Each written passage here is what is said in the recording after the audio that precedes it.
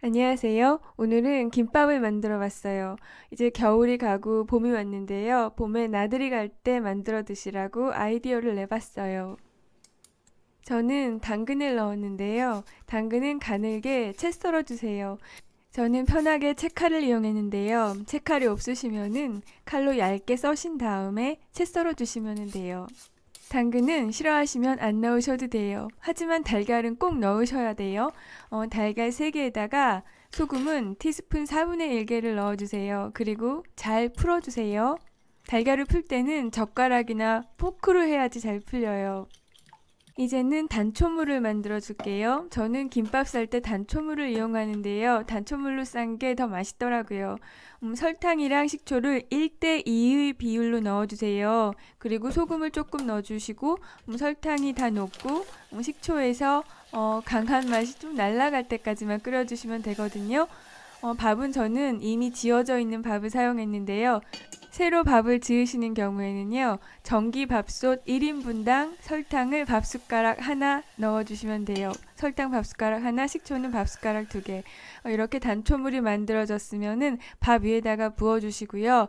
주걱을 저렇게 세로로 해서 밥이 으깨지지 않도록 잘 섞어주세요.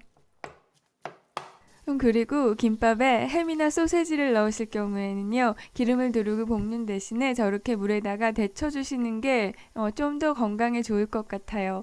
저는 햄의 앞에다가 좀 칼집을 내서 벌어지기를 바랬거든요. 근데 벌어지지 않아서 저는 김밥에는 다른 햄을 사용했어요. 그런데 비엔나 소세지 양쪽 끝에 칼집 넣으시면은 좀 예쁜 모양이 나올 것 같아요.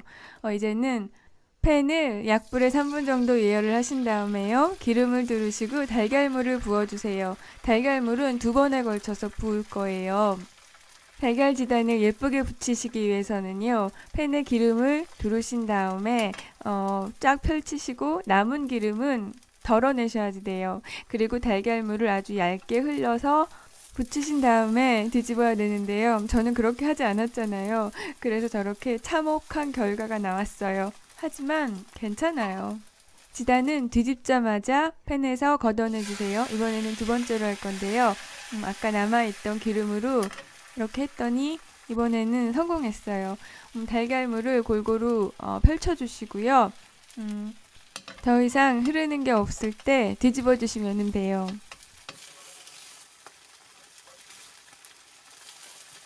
이번에는 성공했어요. 이것도 뒤집자마자 걷어내주세요. 그리고 아까 당근 채 썰어 놓은 게 있잖아요. 같은 팬에다가 볶아주려고요. 팬에다가 기름을 살짝만 더 두르시고요. 당근 채 올려놔 주시고요. 여기다가 소금을 조금만 뿌려주신 다음에 살살 볶아주세요. 원하시는 재료가 더 있으면은 당근을 볶은 다음에 나머지 재료를 각각 볶아주세요.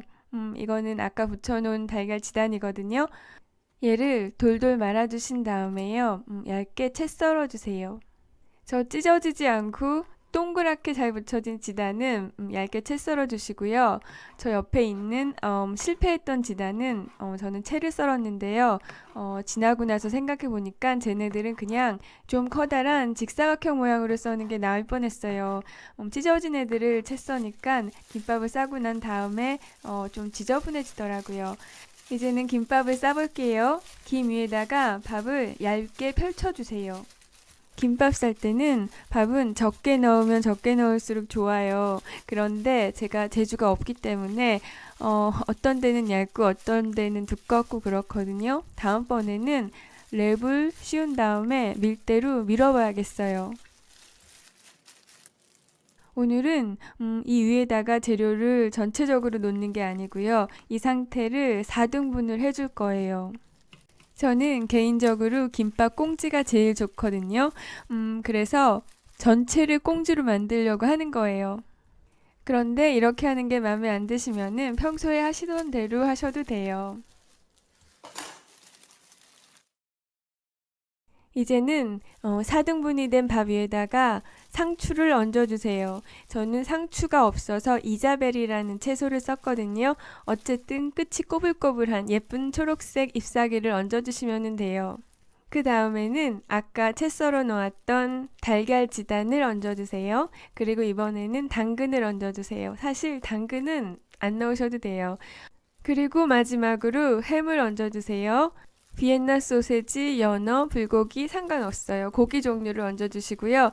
둘둘 말아서 김밥의 한쪽 끝이 반대편에 하얀색 밥이랑 만나도록 접촉을 시켜주세요. 썰면 어떤 모양일지 궁금해서 지금 그냥 썰어봤어요. 단면도 예쁘고요. 위를 이렇게 펼쳐봤더니 생각한 것보다 모양이 별로 안 예쁘더라고요. 그래도 맛은 있었어요. 그래서 이번에는 좀 다른 방법으로 싸보려고요.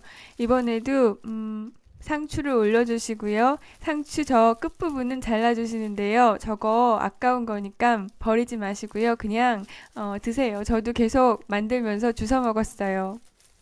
이번에도 상추 위에는 노란색 지단을 얹어주시고요. 그 위에는 당근을 올려주세요. 그런데 까먹은 게 있는데요. 단무지를 안 넣은 거 있죠. 단무지 넣으실 때는 햄이랑 나란히 같이 넣으시면 돼요. 저는 이번에는 햄 대신에 슬라이스 햄을 넣어 보려고요. 슬라이스 햄을 2장을 저렇게 접으신 다음에 올려주세요. 그리고 이번에도 돌돌 말아서 김밥의 한쪽 끝이 반대편에 있는 하얀색 밥 위에 겹쳐지도록 해주세요. 그리고 꾹꾹 눌러주세요. 꽃 모양이죠. 이번에도 반을 잘라볼게요. 지금 잘 보이지는 않지만 저 단면 모양도 되게 예쁘거든요. 그러니까 그냥 평소대로 싸시는 것처럼 하셔도 좋을 것 같아요. 저렇게 꽁지 부분은 꽃 모양처럼 나와요.